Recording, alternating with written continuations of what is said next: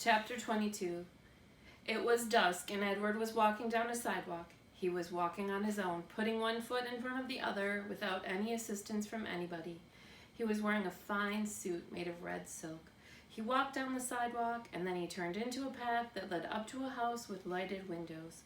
I know this house, thought Edward. This is Abeline's house. I am on Egypt Street. Lucy came running out the front door of the house, barking and jumping and wagging her tail. "Down, girl," said a deep, gruff voice.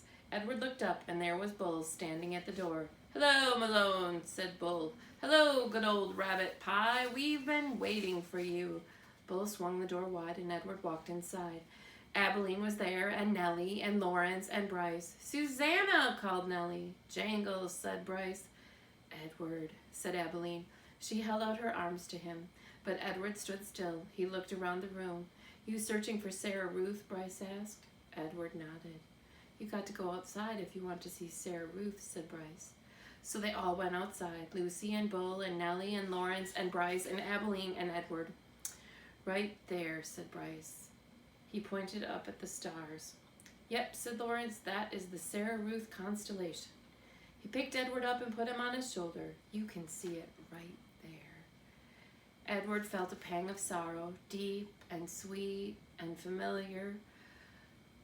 Why did she have to be so far away? If only I had wings, he thought, I could fly to her. Out of the corner of his eye, the rabbit saw something flutter. Edward looked over his shoulder, and there they were, the most magnificent wings he had ever seen, orange and red and blue and yellow, and they were on his back. They belonged to him.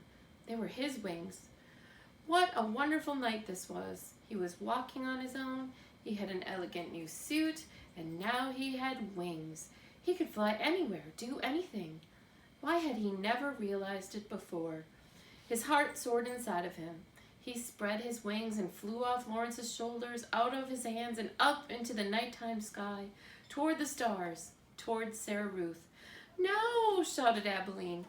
"Catch him," said Bryce. Edward flew higher. Lucy barked. "Malone!" shouted Bull, and with a terrific lunge he grabbed hold of Edward's feet and pulled him out of the sky and wrestled him to the earth. "You can't go yet," said Bull. "Stay with us," said Abilene. Edward beat his wings, but it was no use. Bull held him firmly to the ground.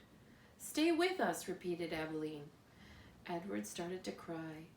"I couldn't stand to lose him again," said Nellie. "Neither could I," said Abilene. "It would break my heart."